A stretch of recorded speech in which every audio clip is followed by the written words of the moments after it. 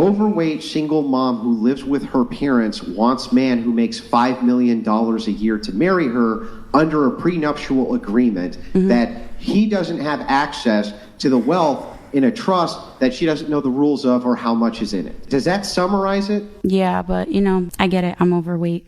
That's not the key and point. What I'm looking at is the idea versus the reality of the thing. I think what he's just trying to say, it's a bit not realistic. I mean, $5 million a year. And I keep saying these are my standards right now. It can change when I meet the right man. God doesn't know what he's going to put for me. Why would God send a man with $5 million to suffer? What? I'm sorry, wait, how would he suffer? How would he suffer? If we are to assume for a moment that you think, okay, I'm a prize or I'm the prize or whatever, I wonder if women ever internalize this in their prayer of the thing I want. I want thing, I pray for thing. That you might, right? And if you did, why would God send a man to suffer for you?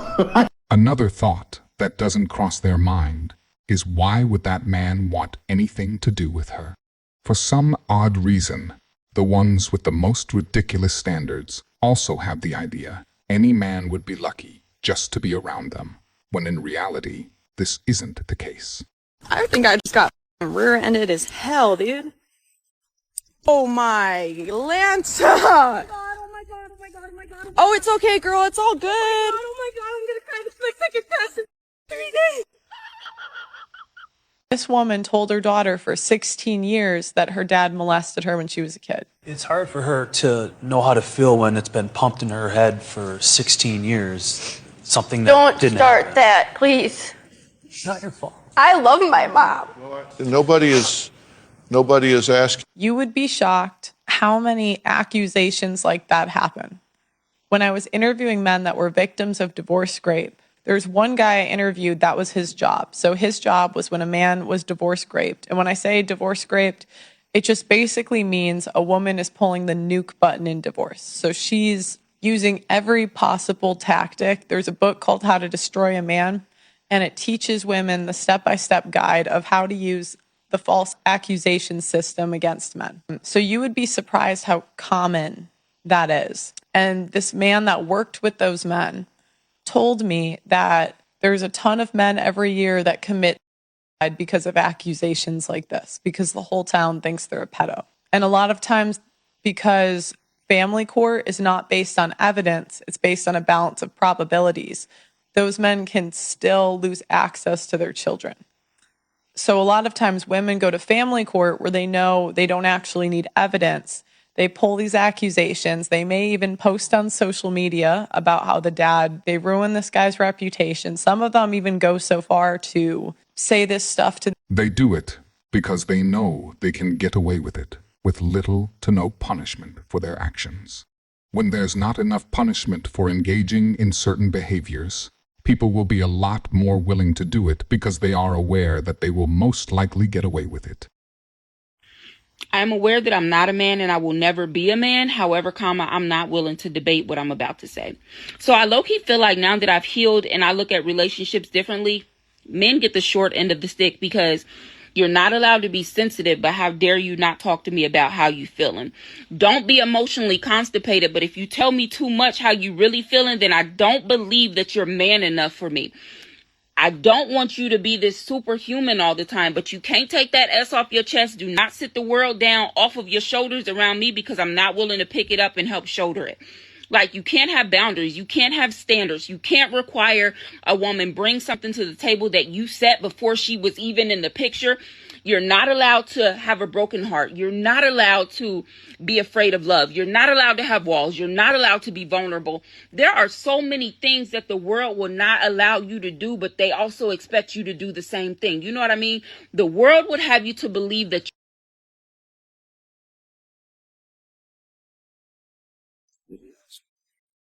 There you go. I'm gonna send it. What up, twin? I miss you, man. You said he needed a book bag. I did. Right? Like, and a lunchbox. Didn't I tell you to cash at me? So why would I send you the money when I can go get my own son? Because I didn't ask for that. Look how that looked. I don't want that. Oh my gosh, it's always something with you. Who even told you to do all that? You always do. Why is it always something with you? I got my son a book bag. Enough or too much. You always listen. You always say I don't do this. I don't do that in the third for my son. I got his items. Now you mad because I didn't give you the cash? Time when you send me the cash. But remember the last time I sent you cash, you didn't even use it on my son. You don't know what I. First of all, you're oh not. My gosh, you bro. Job, so questioning me about what I do. You know me? Is crazy. You know me? I ain't got a job, but what you know what I'm doing on the side though. Right. Right. What do you mean not much? You just mad because I'm not paying child support. Like you bitter as hell. All the receipt and stuff is in the bag, bro. I don't got time for it here, bro. Like, what's up with you? Like what's really wrong with you? Now let me ask you this for real. Why do you think? No. I want to get to the bottom of this. Like, what is your problem? In the backseat. Why do you think that I'm gonna bring you the money or give you the money? Like, she don't care. She know you a bitter ass mother. Because my boyfriend gonna beat your ass up. Boy, talking about boyfriend. You think I can? Put it in the back. The boyfriend name is Brian. Like, you don't even like dinosaurs. Like, hey, son, this hold on. You say you don't like dinosaurs? He's not too. What do I need a man for? What do I need a man for? I've written a few things here that you need men for. Pause to read. If you lived in a hut outside in nature, you would not be asking that question. You would see every day. You would say, what do I need men for? To keep threats away, to keep me safe. They go hunting. They bring back food. They provide. They protect. That's what you needed men for back then. And ever since then, men have worked their asses off on railroads and in coal mines and going to war. And they created civilization, which is way better than that hut. And just recently, you've started to say that it's not fair that men have more of the wealth than you. And you want to make the same, but then you also want men to pay. So now we have this fake, fictional situation where you think you're doing this yourself. You think you got up here on your own. But this is really what it comes from. There are men today still overwhelmingly making all these things available for you. You mostly have comfy office jobs.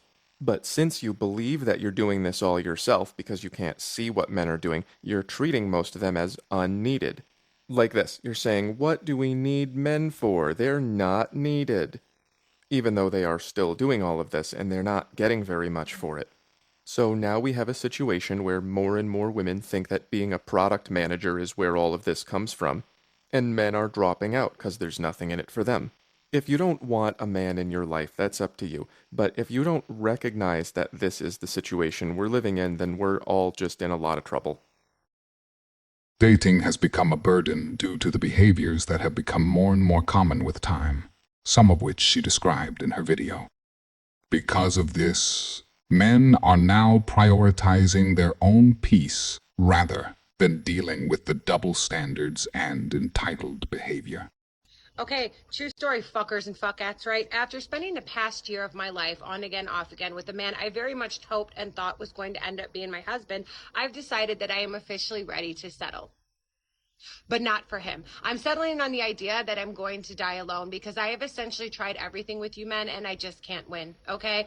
I have tried dating different types. I've tried dating outside of my tax bracket, whether it be dating up or dating down. I've dated for love. I've dated for money. I've tried lowering my standards, my expectations. I've tried being submissive and absolutely none of it works. None of you men know what you want from women. You don't know what you want from women like women don't know what we want for dinner, and I am not a shapeshifter or a skinwalker, okay? I can't just change my form on emotional whim, so I am just officially done. I don't care. I have settled on the fact that I am going to die alone.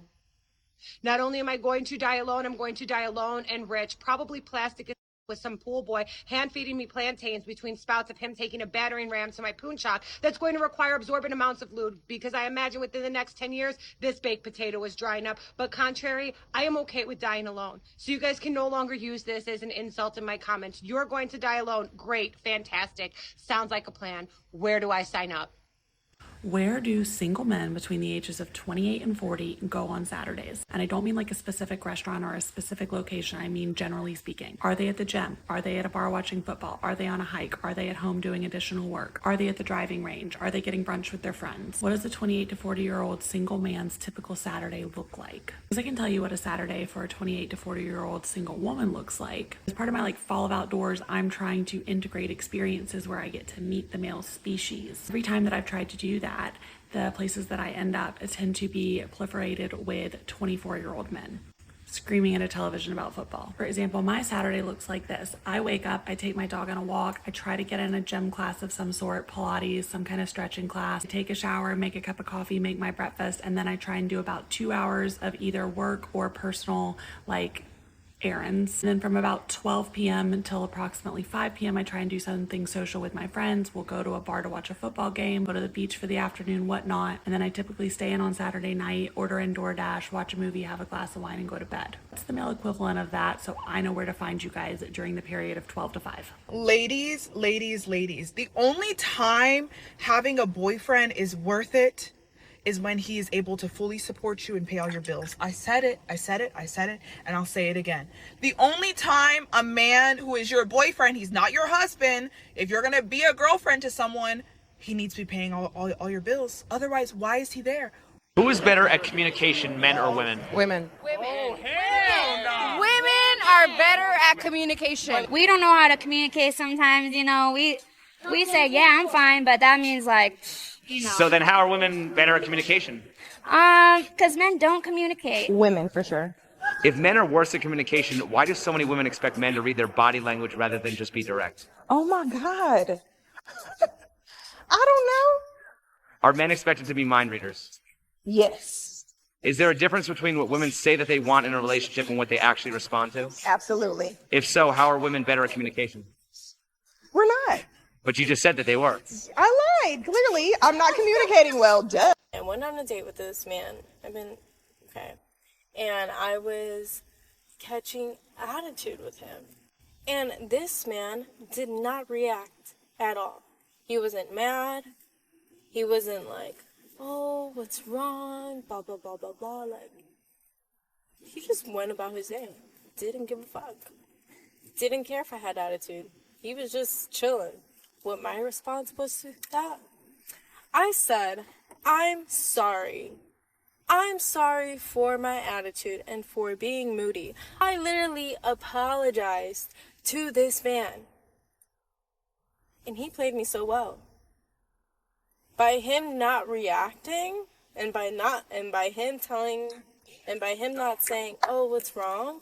and him just escalating the situation, he got me to apologize for my attitude.